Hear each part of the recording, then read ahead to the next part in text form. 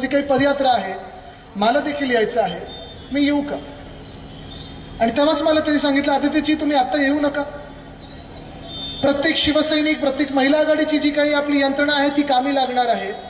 तुम्ही जे यायचं आहे ते साधारणपणे शेवटच्या दिवशी, शेवटच्या तासाला जे आपलं आंदोलन असेल ते आंदोलन तो सगळ्यात मोठा मोर्चा निघणार आहे. संभाजीनगरमध्ये जे कोणी नागरिक असतील ते आपल्या सोबत येणार आहेत.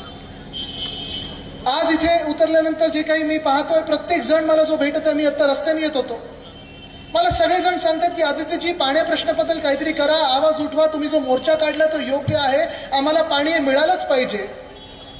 कधी 10 दिवसानंतर, कधी 11 दिवसानंतर, कधी 12 दिवसानंतर, कधी 15 दिवसानंतर पाणी हे आमच्या घरी येत आहे.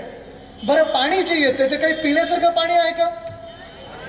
अनेक ठिकाणी मी ऐकतोय पाणी येते की कोका कोला येतोय, पेप्सी येते, हे आपल्याला कळत नाहीये. अक्षरशः गढूळ पाणी येते, जवळपास काळं पाणी येत आहे. ही सजा ही आपल्या छत्रपती संभाजीनगरला कशामुळे मिळत आहे, कोणामुळे मिळत आहे, आम्ही काय पाप केलं आहे, ह्या मुख्यमंत्री महोदयाने आपल्याला सांगितलं पाहिजे. तर आणि तरच हे आंदोलन थांबेल, नाही तर हे आंदोलन थांबणार नाही. हे आम्ही आज इथे इशारा द्यायला आलेलो आहे. मला तेही दिवस आठवतात जेव्हा फडणवीस साहेब विरोधी पक्ष नेते होते. इथे मला वाटतं ह्याच रस्त्यावर त्यांनी आंदोलन केलं होतं आणि काय भाषण केलं होतं, तुमसे गिला नाही, हे ते काय काय सांगत होते ना. किती यादी टाकल्या, इथून येण्यासाठी बंदी, तिथून येण्यासाठी बंदी. आता तुम्हाला सांगतो बिलकुल आमचं सरकार आलं की बिलकुल पाणी देऊ.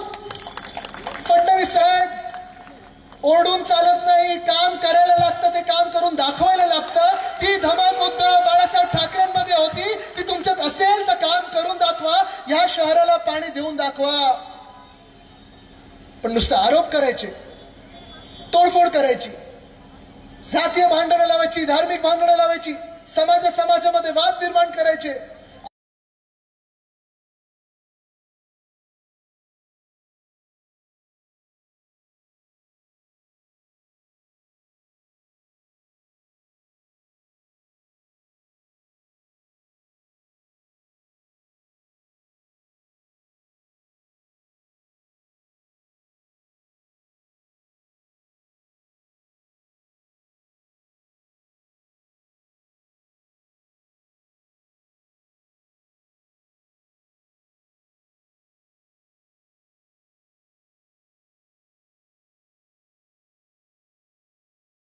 पास क्या है, मी तो ना सांगत है, मेरे पास महाराष्ट्र की जनता है, वो मेरे साथ है.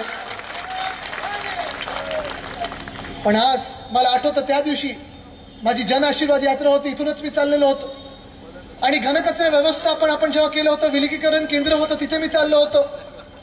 तत्कालीन महापौर असतील आणि अनेक लोकांनी मला सांगितलं होतं, आदित्यजी जाऊ नका, दिवसभर तुम्ही तिथे गेलात तर तुमच्या कपड्यांना वास मारेल. आणि मी सांगितलं तर वासाची मला चिंता नाही, आपण ह्या शहरासाठी काय करत आहोत ते मला बघायचं आहे. मी तिथे जाऊन पाहणी केली होती, जी काही सुधारणा होती तिथे आपण केली होती.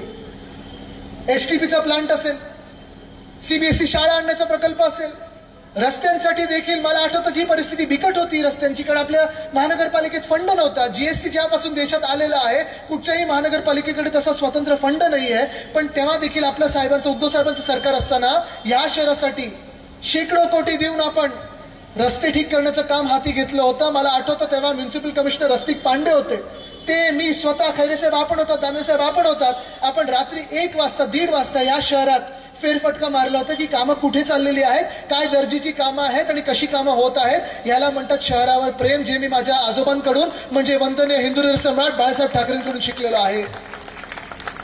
नुसतं आरोप नाही केलेत, कामं केलेली आहेत. होय, मी मंत्री असताना अजंठा एलोरासाठी असेल 100 कोटी मी मंजूर करून दिले होते, कारण ह्या शहरामध्ये आपल्याला पर्यटन वाढवायचं होतं. पर्यटक नुसतं महाराष्ट्रातून नाही, नुसतं देशातून नाही, तर जगभरातून खेचून आणायचं होतं, कारण जगात छत्रपती संभाजीनगर नाव हे मला न्यायचं होतं.